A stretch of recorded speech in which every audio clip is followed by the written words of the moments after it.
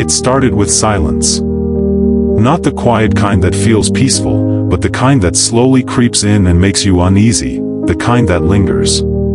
Because for years, Jesse Bardwell spoke to her father every single day.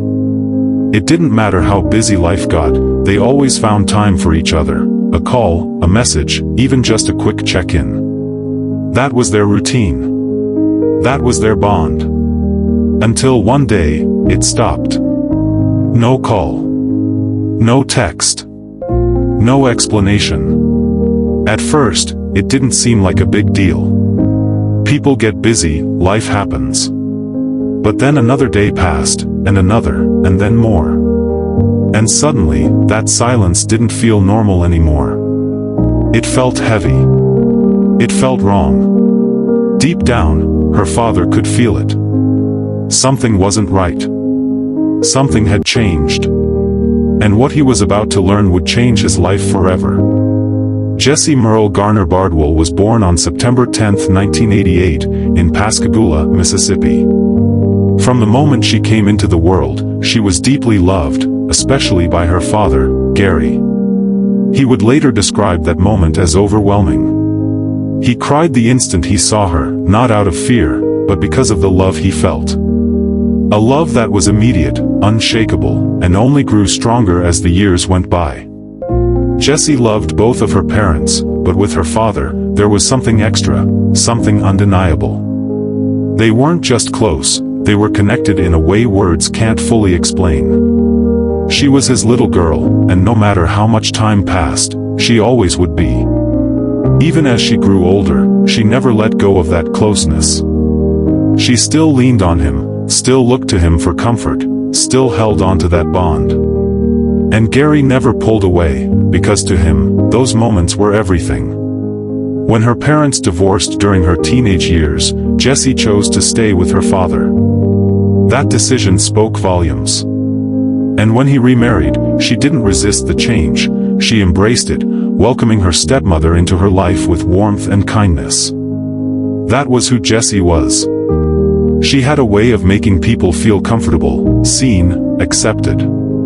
She didn't just have a place in people's lives, she became part of them. She made friends wherever she went, not because she tried to, but because people were naturally drawn to her.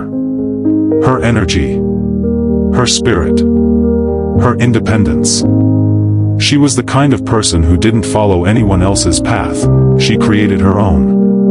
And everything about her life pointed forward, towards something bright, something full of possibility. At some point, Jessie decided she wanted something new, a fresh start. She left Mississippi and moved to Orange Beach, Alabama. It was the kind of place that felt like freedom. The ocean stretching endlessly, the air lighter, the pace of life different. And Jessie loved it. It suited her. It matched who she was. She found work at a beachside restaurant called Cobalt, and somehow, even there, her connection with her father remained just as strong. Gary, a musician, would sometimes perform at that same restaurant. Even when Jessie wasn't working, she would still come in, just to watch him play, just to be there. Those moments weren't routine. They were meaningful. Quiet reminders of how close they were. They talked every day, without fail. No distance could change that. And maybe that's why, when that connection started to break, it didn't go unnoticed. Around Christmas of 2015, something shifted. Not suddenly, not dramatically, but enough to matter. Jessie ended a long-term relationship, and soon after, she began seeing someone new. His name was Jason Lowe. At first, nothing seemed out of place. He wasn't a stranger. He seemed normal, friendly, stable, the kind of person no one would question. But sometimes, the most dangerous changes don't happen all at once. They happen quietly, gradually, in ways that are easy to miss in the moment. Things started moving fast. Too fast. Before anyone could fully process it, Jessie was already making plans to leave. She told friends she was going to Texas with him, just for a while. She said she needed time to clear her mind, time to think about her future, maybe even pursue something new. But there was one detail that didn't make sense. She didn't tell her family. Not her father. Not the person she trusted most. Even during Christmas, sitting with them, knowing she was about to leave, she said nothing. And that silence wasn't normal. It wasn't like her. But at the time, no one could have known what that silence really meant. After she moved to Texas, everything changed, and this time, it was impossible to ignore. The calls stopped. The messages stopped. Her phone was disconnected. Just like that, gone. The only way to reach her was through Jason, and even then, it wasn't simple. He was always there, always listening, always controlling the conversation. It was subtle, but clear. The freedom she once had was fading. The girl who once filled every room with energy was becoming distant, quiet, hard to reach. And for the people who loved her, it didn't feel right. Gary felt it immediately. He tried to call her again and again, hoping each time she would answer, but she didn't. Instead, it was Jason, always with another excuse. She's busy. She'll call later. She doesn't want to talk right now. But she never did. And that silence kept growing. It became something you could feel. Something you couldn't ignore. At this point, you can probably feel it too, that uneasy sense that something isn't right. And stories like this matter, because sometimes the warning signs are there.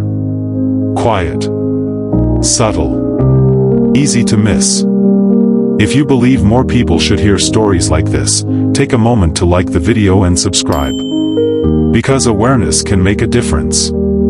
At one point, Jesse came back to visit, and for a moment, everything felt normal again, but only for a moment. Because the second her father saw her, he knew. Something was wrong. Not something obvious. Not something she said out loud, but something he felt. She held on to him longer than usual, closer, tighter, like she didn't want to let go. And maybe, in some way, she didn't. There was something in her eyes. Something beneath the surface. Something she wasn't saying. Gary tried to convince her to stay. He didn't want her to go back. He didn't trust the situation. But she insisted. She told him she wanted him to be proud of her, and he was. He always was. But that didn't take away the feeling in his chest, that quiet voice telling him something wasn't right. And no matter how much he tried to ignore it, that feeling stayed with him. By May 2016, communication had almost completely stopped. Then came Mother's Day. A day that should have been simple, a call, a message, just something. But there was nothing. No call. No text. No acknowledgement. And that was the moment everything changed. Because this wasn't just unusual, this was wrong. Gary knew it immediately. He called Jason, searching for answers, but nothing made sense. The explanations didn't add up. And deep down, he already knew. So he made a decision. He got into his truck and drove 11 hours straight to Texas. No hesitation. No waiting. Just one thought in his mind. Find his daughter. But what he was about to find was something no parent is ever prepared for. When police got involved, Jason told them he last saw Jesse on May 8th. He said she left in her car, simple, clean. But not true. Because the more they looked, the more everything started to fall apart. His story changed. Details didn't match. Timelines shifted. And then came the moment that changed everything. The car Jesse was supposed to have left in had already been sold, weeks earlier. And just like that, the truth started to surface. On May 12th, police returned. This time, they searched deeper. When they entered the garage, they were hit with something immediate, a smell. One that doesn't need explaining. One that tells you everything you need to know. Inside the car, there was blood. In the trunk. Leaking underneath. Evidence of something that had been there for days. And in that moment, hope disappeared. Jesse wasn't missing. She wasn't coming home. She had been murdered. A week later, Jason finally revealed where she was, a remote area in Farmersville, Texas. And on May 19th, they found her. Hidden. Wrapped. Left in a condition so severe that even identifying her took time. There were no clear answers. No clear cause. Only one conclusion. Homicide. The trial began in 2017. Jason admitted he was there when she died, but he called it an accident. A fall. A mistake. Panic. But the evidence told a different story. Her body had been kept in his car for days. He used her phone to make it seem like she was still alive. And the truth became impossible to ignore. After everything, after all the lies, after all the pain, the jury reached a verdict. Guilty. He was sentenced to 50 years in prison. But for Jesse's family, that didn't bring her back. It didn't fill the silence. It didn't take away the pain. Because when someone like Jesse is gone, they leave behind something that can't be replaced.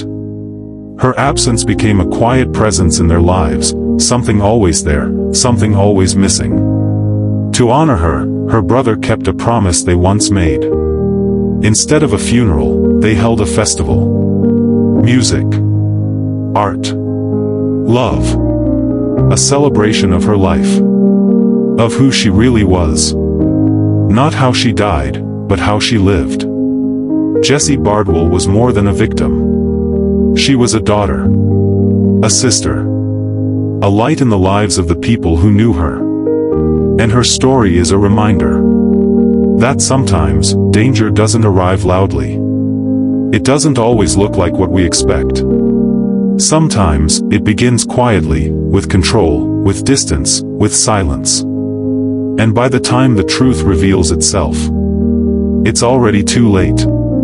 If this story stayed with you, share it with someone. Because you never know who might need to hear it. And if you want more stories like this, don't forget to subscribe and turn on notifications. Because stories like Jesse's should never be forgotten.